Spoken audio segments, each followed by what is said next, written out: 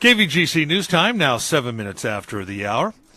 Well, the Amador School Board started the evening off last night with a report from the children of Jackson Elementary School. A series of 4th and 5th graders took turns presenting the activities at their school, with special attention paid to the lunch break, eating lunch, and lunchtime. In other business, the board took action on a number of administrative agenda items, including setting the board's goals for the year, revision of the board's bylaws, and an official declaration that the school district has sufficient textbooks for the school year. And Calaveras fire crews rolled to a reported structure fire yesterday on Dale Drive between Dennis Lane and Henny Lane off Highway 26 near La Contenta. When crews arrived on scene just after 6 o'clock, a 2-car garage fully engulfed in flames. Now, the flames had also spread to nearby vegetation, but crews were able to quickly contain both the structure and grass fire from spreading to the nearby home. Units remained on scene throughout the morning with mop-up. And El Dorado Savings Bank has been bought by a Los Angeles-based banking company in a $467 million transaction.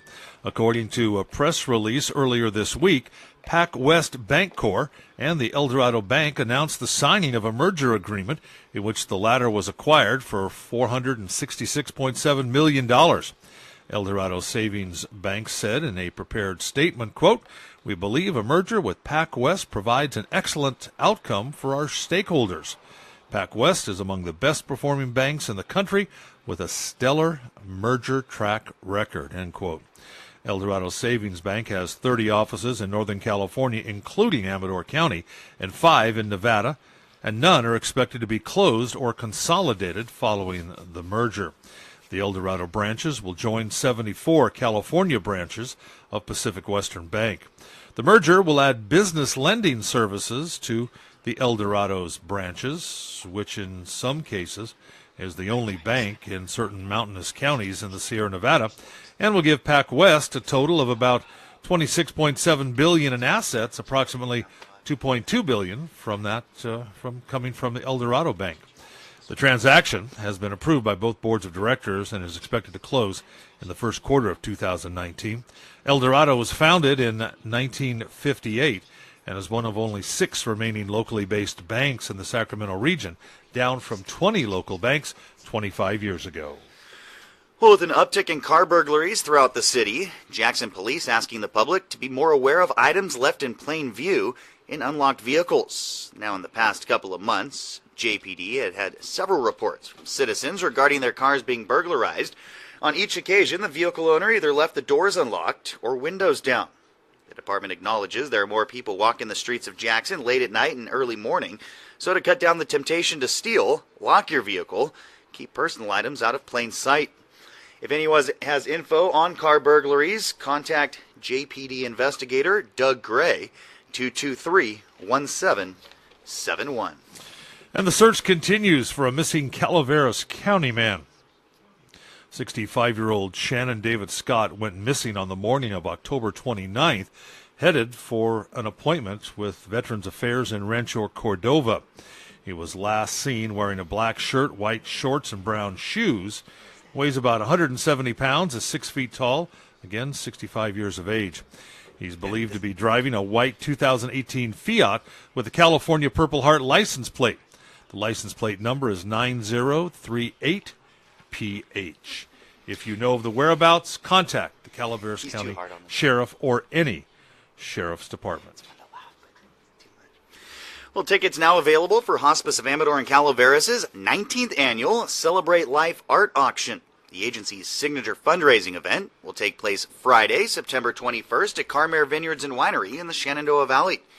Enjoy dinner by the National Hotel, music by Herb Boxhorn, local wines, and a drawing with dozens of prizes donated by local merchants. A live auction caps off the evening. Now, new to this year's lineup, an exclusive chef-inspired winemaker dinner for 6, donated by Taste Restaurant and Terra de Oro.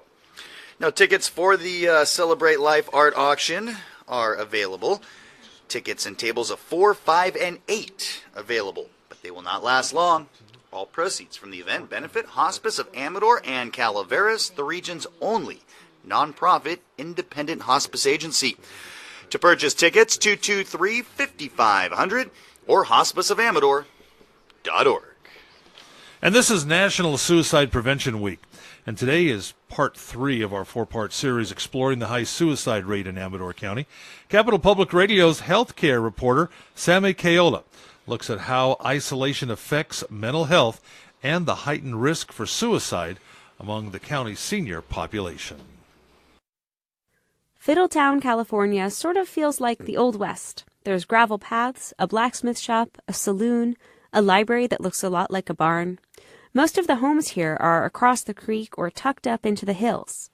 There are many little roads in Amador County that have a lonely person at the end of them. That's Ursula Toscher. She's a volunteer senior visitor. That means she drives all over to find the county's most isolated people and keep them company. She's sort of on the front line against chronic loneliness. It's a health issue, and it can kill you just like obesity. It can slow down the brain and drive people into deep depression. And it's a major suicide risk, especially for seniors. 1/3 of all people who took their lives in Amador County between 2010 and 2017 were over age 60. Ursula has been paying regular visits to Heather Saxton for about 9 years. This life, a lot of things that weren't very good have happened in her life during that time. But Saxton says her family doesn't visit and she doesn't have a lot of friends. It's such a basic need to socialize or to have people around. When one doesn't, the will to live, or what's the purpose? Why am I here? What good am I doing? Or it's easy to dig oneself into being more and more lonely because you start isolating and it just kind of snowballs. Tim Smith is a psychologist who studies loneliness at Brigham Young University. A paper he published last year found a concerning rise among seniors. We're social creatures, biologically. Our brains are wired for connection. When that connection doesn't happen, our neurotransmitters stop working at their regular clip. Our brains produce fewer endorphins, and Smith says subbing in TV or social media doesn't bring those levels back up. So check-ins from people like Ursula can help. But Smith and his colleagues are looking at another idea. Having people come in and train them in how to use Facebook, Zoom, Skype, interactive technologies, and then increase the amount of contact with people that they have already had long-term relationships with in the past. Andy Fulton says he went out of his way to make new friends after his wife died. He's 70 and lives alone, but he drives 14 miles every day to go to the Sierra Wind Wellness and Recovery Center in Jackson. I get out of the house. I don't have to sit there and watch TV. And like I said, I got friends here, these people I met here. It's better than sitting at home and looking at walls and watching TV and become a couch potato. The center is busy, especially during lunch hour. It offers groups for almost everything. Alcoholics Anonymous, bipolar disorder, LGBTQ support. Andy says when he doesn't show up for a day or two, somebody from the center calls to check in. If it wasn't for this place, I don't know what I'd do. When I didn't have it, it was very boring, Because when you have nobody to talk to, and loneliness does get the best of you. The Wellness Center is hoping to increase how long it can stay open each week, and the Senior Visitor Program would like to sign up more isolated people like Heather Saxton. Sammy Kayola, Cap Radio News. Now join us tomorrow for part 4 when Sammy looks at what local leaders and organizations are doing to help save lives and provide services to Amador residents. If you're thinking about suicide or know someone who is, call the National Suicide Prevention Lifeline at 1-800-273-8255. And that's a look at local news on a Gold Country Thursday morning from the KVGC News Center. I'm JD. And I'm Jim Geedy reporting. Remember, for the latest news, traffic, and weather 24 hours a day, be sure to visit our website, kvgcradio.com.